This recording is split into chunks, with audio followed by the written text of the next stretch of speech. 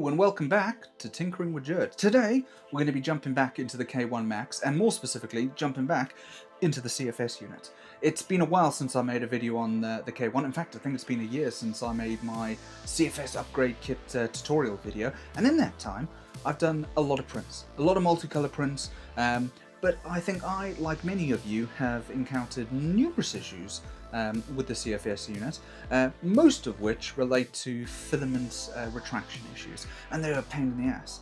The thing with the CFS unit, as I found out, is that if you look at it funny, if you say the wrong thing to it, it's going to flash red lights at you and say, no, not working.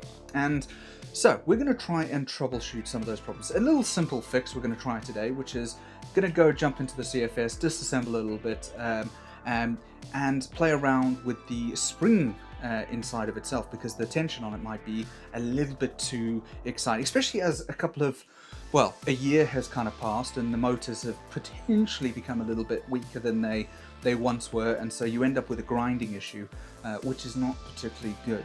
So we're going to try and troubleshoot that, and if that doesn't work, we're going to have to look at our loops, look at the PTFE tubing, which has probably seen better days, or go and jump into the tool head itself. But we'll cross that bridge as and when we get to it.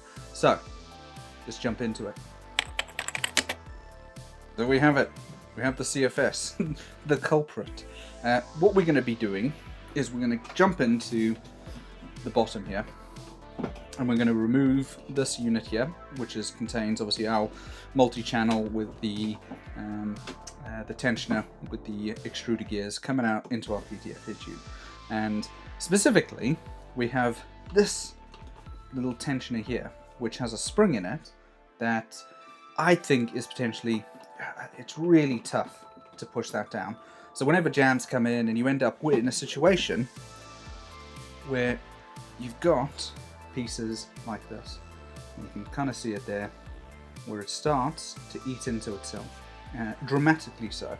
And once it does, it's not moving anywhere. So you end up with that filament retraction issue that I'll put it up on the screen. That is problematic, and it's problematic because this thing could be so great, and it is great, and I love it. It's beautiful, but we have problems. So first and foremost, we're going to be taking these two out here.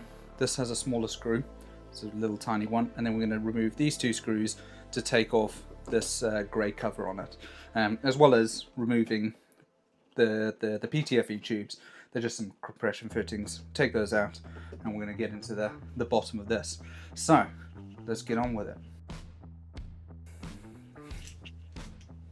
Do you see that catch? Pretty sick.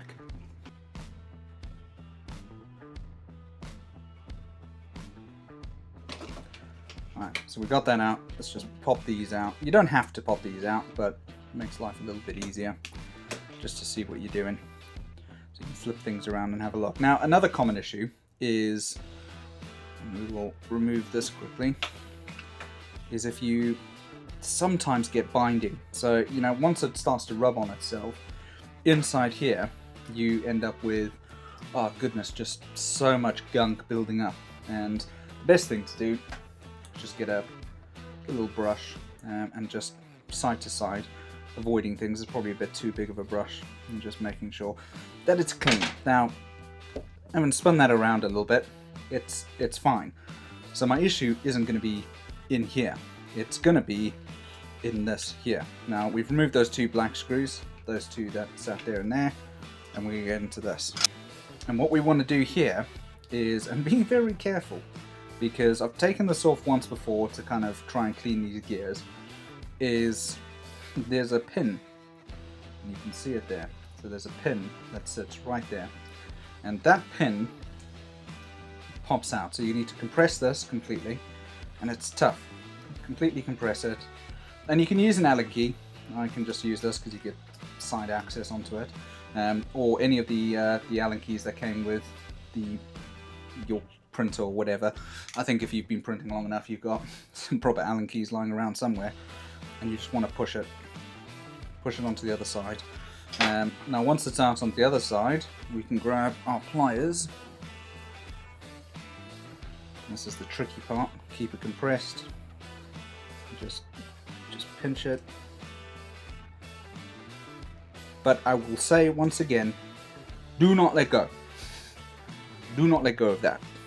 Keep pressure and then just slowly release the tension, because it will dart off and you will be in for a world of hurt.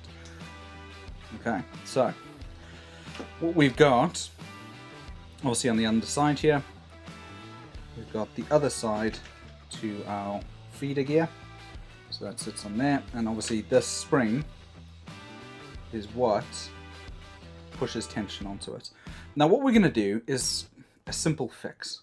I've seen it floating around quite a bit to try and solve some of these issues, because Lord knows I've been through the ringer with this printer trying to figure out what the issues could be. Is it cable runs? Do I have too many cable runs? Are they too tight? Are the bends too tight? You know, having the unit sat on top of the glass, having the unit set aside like I originally had it. I've been through every configuration, changing around PTFE tubes, you know, buying new ones. The list goes on, and I keep getting the same issue. So I'm kind of at my wit's end with this, and this could be the simple fix. Now, what we want to do is remove, let it focus. What we want to do is remove the top ring. So we're just going to remove the first ring here. Okay, so to do that, we're just going to snip. You see where it starts? We're just going to snip right under there, and we're going to remove this whole first loop. That should give us a little less pressure on the compression fitting. Is it a compression fitting? No, not really. The tensioner. Let's just call it the tensioner. I think that's what it's called in the first place. So yeah, that's what we're going to do, but you're going to need some strong wire cutters. Switched over to something slightly more appropriate and not my weenie doodle ones, because this is actually quite a very strong little spring. So I'm just going to do that. There we go. So we've cut it down from the first, literally just taken off the first little rung. And that alone should be good enough to hopefully fix the issue. Because as I say, I'm at my wit's end. So I'm going to get this all kind of put back together and run the unit and see if that solves our issue. Alright, let's do this. Okay, to get this back in here again, I'm just going to keep pressure on it. Make sure that's in place and facing the right way. And we'll put our pressure down onto that. Keep it in place. Get our little rod once again. Feed it back into the same little hole.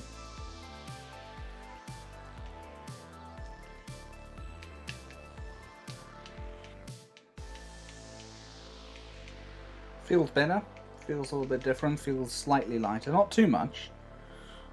Not overdoing it, but just ever so slightly.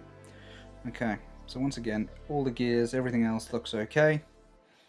So, alright, we're going to get this assembled again, back onto our unit, and, well, take it there. Take it there? I don't know where I'm taking it to. Take it from there. Let's go with that.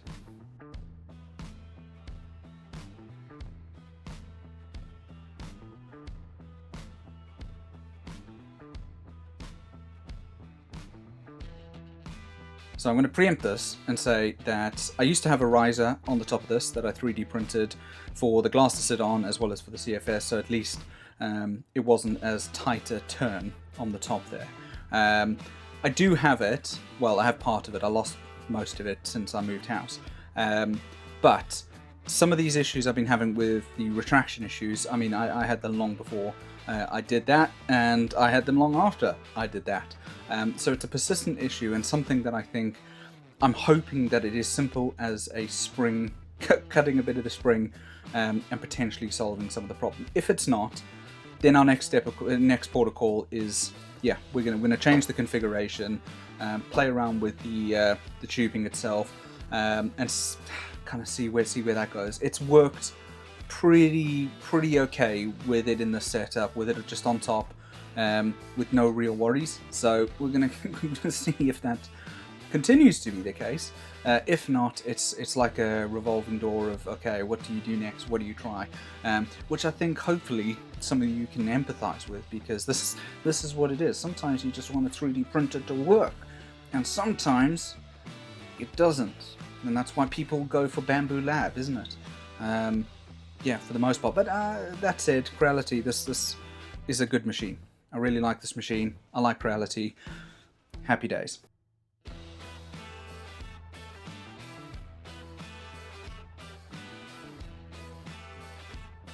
That's the other thing to be mindful of, is do not run these cardboard spools inside the CFS. Even though the cardboard spools are fairly sturdy, and I've had them work pretty flawlessly on loads of prints. There have, however, been a few prints where the cardboard spools they kind of warp a little bit. Ignore the spider webs. Let's forget about that. They warp a little bit, and well, they kind of become a little bit problematic. So I generally run with the plastic spools, and I've also been using these to buy refills. You know, really good option. If it clicks out, there we go. Really good.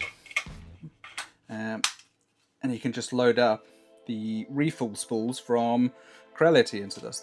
Okay, so we're going to load this up. Who knows, maybe this is going to solve the problem. Fingers crossed! Fingers crossed. Fingers crossed. Okay, we're doing an extrude. We're going to see how this turns out.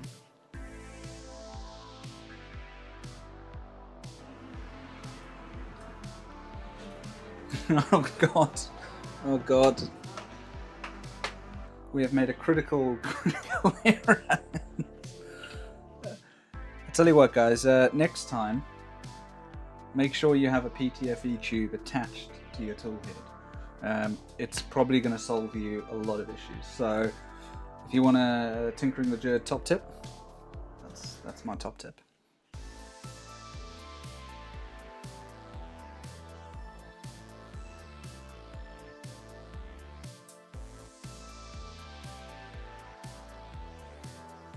Alright, this is the most positive it's been in a long time. If this works, we're going to load in some other filaments, and then we're just going to do a quick test print, see if everything's working. But if it's that simple, I mean, I'm going to be astonished.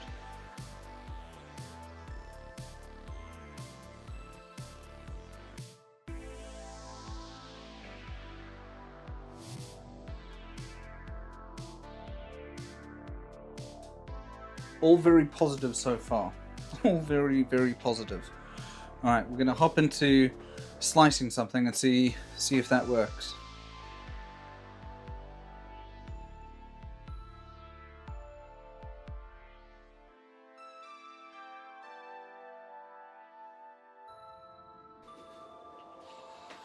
Now's the moment of truth. We're going to print a little pyramid, a little calibration pyramid, and we're going to see how that does. So, let's jump into it.